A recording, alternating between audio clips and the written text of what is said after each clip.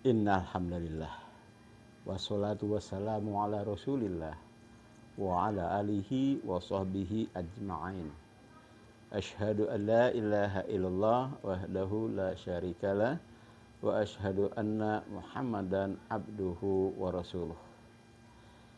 Sahabat muslim dimanapun Anda berada, alhamdulillah kita bersyukur kehadirat Allah subhanahu wa ta'ala atas perkenannya kita dapat dipertemukan melalui media ini. Pada kesempatan yang berbahagia ini, insya Allah kita akan sedikit berbagi. Semoga bisa dimanfaatkan dan bermanfaat, wabil khusus buat saya. Dan umumnya semoga sahabat muslim semua bisa mengambil hikmahnya. Kita akan bicarakan tentang muslim dan klasifikasinya. Pada materi yang akan kita bicarakan ini, insya Allah akan dipaparkan tentang pengkelompokan umat muslim yang menjadi hamba Allah subhanahu wa ta'ala berdasarkan beberapa hujah yang insya Allah kita angkat dari hujah-hujah yang kita yakini, yaitu dari Al-Quran dan Sunnah Rasulullah SAW dalam hal ini hadisnya. Nah, sahabat muslim dimanapun Anda berada, kita paham bahwa Rasulullah SAW pernah bersabda dalam satu hadis yang sahih. Sahabat Muawiyah bin Abi Sufyan meriwayatkan satu hadis dari Rasulullah SAW. Ala inna Rasulullah SAW qama fina faqala. Ala inna man qablakum min ahlil kitabif iftaraku ala sintaini wa sab'ina millah wa inna hadihil millata satabtariku ala salasin wa sab'in sintani wa sab'una finnar wa wahidatun fil jannah wa hiyal jama'ah wa fil hadisi Tirmidzi qala wa man hiya ya Rasulullah qala ma ana alaihi wa ashabi. Sahabat muslim, dalam hadis ini Abu Sufyan menjelaskan bahwa beliau pernah berdiri bersama Rasulullah SAW. Rasulullah bersabda, ketahuilah sesungguhnya orang-orang sebelum kalian dari kalangan ahlul kitab terpecah belah menjadi 72 golongan. Dan umatku akan terpecah menjadi 73 golongan. 72 golongan masuk neraka dan 1 golongan masuk surga, yaitu al-jamaah, riwayat Abu Daud. Dan dalam hadis riwayat Al-Tirmidzi, sahabat bertanya, siapakah mereka al-jamaah itu wahai Rasulullah? Beliau menjawab, mereka adalah golongan orang yang berjalan di atas jalan yang aku tempuh dan para sahabatku tempuh. Dalam hadis tersebut, Rasulullah menegaskan kepada kita sekalian bahwa pada hakikatnya umat muslim ini akan terpecah menjadi 73 golongan. 72 diantaranya semuanya ke neraka. Dan hanya satu jamaah, hanya satu golongan yang masuk ke surga, yaitu al-jamaah. Nah, siapa itu al-jamaah? Al-jamaah adalah bisa satu, bisa banyak. Pada prinsipnya bahwa mereka adalah orang-orang yang teguh dan istiqomah berjalan di atas sunnah, yang mana sunnah tersebut telah dicontohkan oleh Rasulullah dan dilakukan oleh para sahabat. Nah, yang akan kita bahas pada pertemuan kali ini adalah khusus tentang umat muslim yang satu itu, yang diselamatkan oleh Allah Subhanahu wa ta'ala sebagaimana sabda Rasulullah, dan kita akan bicarakan secara detail sehingga kita nanti akan memahami di mana posisi kita dan bagaimana yang harus kita lakukan. Sahabat muslim, Allah Subhanahu wa ta'ala berfirman, yang mana firman ini ditafsirkan dalam hadis yang telah saya bacakan tadi. Dalam ayat yang ke-32 di surah Fatir, A'udzu billahi minasyaitonir rajim. Summa awrasnal kitabal ladzina astafaina min ibadina. Faminhum dzalimun li nafsi wa minhum muqtasid. Wa minhum sabiqum bil khairat biidznillah. Dzalika huwal fadlul kabir. Dalam ayat ini Allah menjelaskan dan menegaskan kepada kita bahwa kemudian kitab itu kami wariskan kepada orang-orang yang kami pilih di antara mereka. Sebagian ada yang menganiaya diri mereka sendiri, sebagian ada yang pertengahan, dan sebagian ada yang mereka berbuat kebaikan dengan segera dengan izin Allah Subhanahu wa taala. Yang demikian itu adalah karunia yang amat besar. Sahabat muslim, berdasarkan ayat ini, Allah membagi kelompok yang diselamatkan ya, itu menjadi 3 golongan.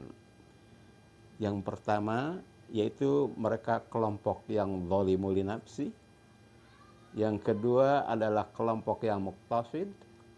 Dan yang ketiga kelompok yang sabiqum bil khairat. Kelompok yang pertama yang tadi kita sebutkan adalah faminhum zalimul nafsi. Siapa sih mereka itu? Dijelaskan dalam ayat tersebut bahwa mereka adalah orang-orang yang menganiaya diri sendiri. Banyak ulama memberikan penjelasan tentang apa makna mendolimi diri sendiri ini. Yaitu dalam sebagian pendapat mengatakan bahwa mereka adalah orang-orang yang banyak melalaikan kewajiban dan banyak melakukan keharaman. Namun bukan berarti tidak melakukan kewajiban sama sekali. Banyak yang dilakukan oleh mereka pelanggaran-pelanggaran ketimbang apa yang semestinya dijalankan sebagaimana Allah perintahkan kepada mereka. Ar-Raji menjelaskan bahwa yang dimaksud dengan zalimul nafsi adalah orang-orang yang lebih banyak melakukan kesalahan. Ini pendapat yang kedua. Dan kemudian pendapat yang ketiga, Muhammad ibnu Ali, yakni Al-Bakir, menjelaskan tentang mana zalimul nafsi ini adalah bahwa mereka orang-orang yang menyampurkan amal soleh dan amal buruk. Ini adalah secara umum pendapat tentang kelompok yang pertama, yang faminhum zalimul nafsi. Nah, mereka ini adalah termasuk kepada umat Islam sebagaimana yang dijelaskan hamba Allah Subhanahu wa taala. Lantas apa sih yang ciri-ciri dari kelompok yang zalimul nafsi ini? Saya mencatat ada 3 ciri utama yang menjadi tanda-tanda siapa itu kelompok zalimul nafsi.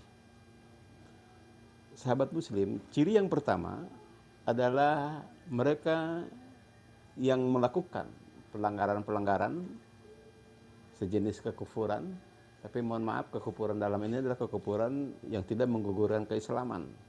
Karena ada kekufuran juga yang menggugurkan keislaman. Dalam hal ini adalah mereka melakukan kekafiran tapi tidak yang menggugurkan keislaman. Seperti contohnya, ada 3 contoh yang saya sampaikan di sini. Seperti kufur asyir. Apa itu kufur asyir? Kufur asyir adalah pengingkaran kepada nikmat yang Allah berikan kepada kita melalui kebaikan orang lain. Gampangnya, kufur asyir itu adalah orang yang tidak tahu berterima kasih atas kebaikan yang dia terima dari orang lain. Atau kata lain lagi juga bisa dikatakan, kufur asyir adalah mereka lupa kepada budi baik orang lain. Seakan-akan mereka tidak pernah mendapatkan kebaikan dari orang lain. Yang kedua, kufur nikmat. Nah, ini yang sering terjadi pada diri kita. Kita sering mengeluh, kita sering mengatakan hal-hal yang tidak patut kepada Allah Subhanahu wa taala. Seperti merasa bahwa Allah berasa membuat kita tersiksa, teraniaya, dan terhinakan.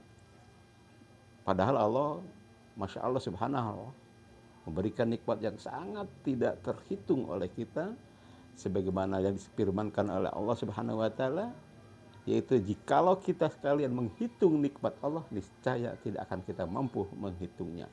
Walaupun lautan dijadikan tinta dan 2 kali lipatnya, daun-daunan, pepohonan di alam dunia dijadi kertas, maka tidak akan pernah kita mampu mencatat nikmat Allah Subhanahu wa taala. Adapun kekufuran yang ketiga adalah kufur tabdzur, yaitu kufur boros kalau bahasa kitanya. Artinya dalam hal ini yang dimaksud dengan boros adalah tidak memanfaatkan harta Allah sebagaimana mestinya, membelanjakan tanpa terkendali, kemudian menghambur-hamburkan, kemudian membelikan barang yang sebetulnya sudah sangat tidak perlukan, atau bahkan dalam makanan yang berlebihan. Dengan kata lain, mereka betul-betul tidak memanfaatkan harta yang Allah berikan untuk digunakan sebaik-baiknya dalam ibadah kepada Allah Subhanahu wa taala, termasuk untuk penggunaan diri mereka sendiri. Adapun ciri yang kedua dari orang yang zalimul nafsi adalah orang-orang yang selalu memperturutkan hawa nafsu.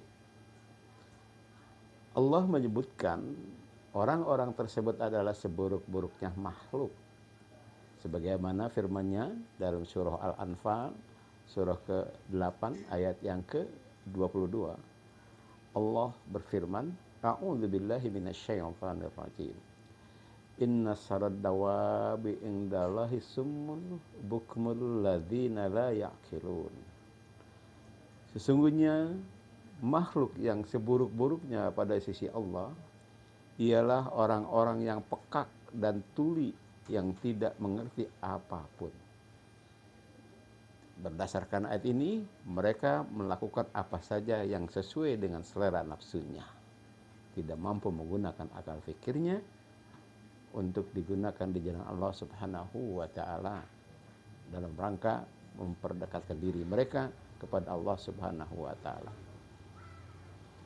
Dan ciri yang ketiga dari kelompok zalimul nafsi ini adalah cinta dunia dan takut mati.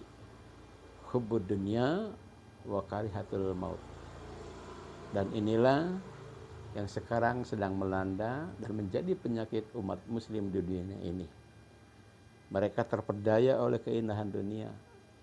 Mereka tertipu oleh kenyamanan dunia. Seakan-akan keindahan dan kenyamanan ini akan selamanya mereka nikmati. Padahal Allah menjelaskan dunia ini adalah mata'ul gurur, perhiasan yang menipu, perhiasan yang akan melenakan, perhiasan yang akan membuat mereka terpedaya, yang pada akhirnya akan menyebabkan mereka semakin jauh mengingat akhirat, dan ujung-ujungnya mereka tidak mau meninggalkan dunia ini. Bagi mereka adalah dunia segala-galanya. Sahabat muslim dimanapun Anda berada, demikianlah pertemuan pertama kita ini dalam pembahasan muslim dan klasifikasinya. Insya Allah kita akan bertemu kembali di seri-seri berikutnya. Semoga Allah memberikan kesempatan kepada kita, keluang waktu dan kesehatan badan, sehingga kita kembali dapat melanjutkan pembahasan ini. Akhirul kalam, kita tutup dengan kalimat subhanakallahumma bihamdika asyhadu alla ilaha anta astaghfiruka wa atubu ilaik. Wassalamualaikum warahmatullahi wabarakatuh.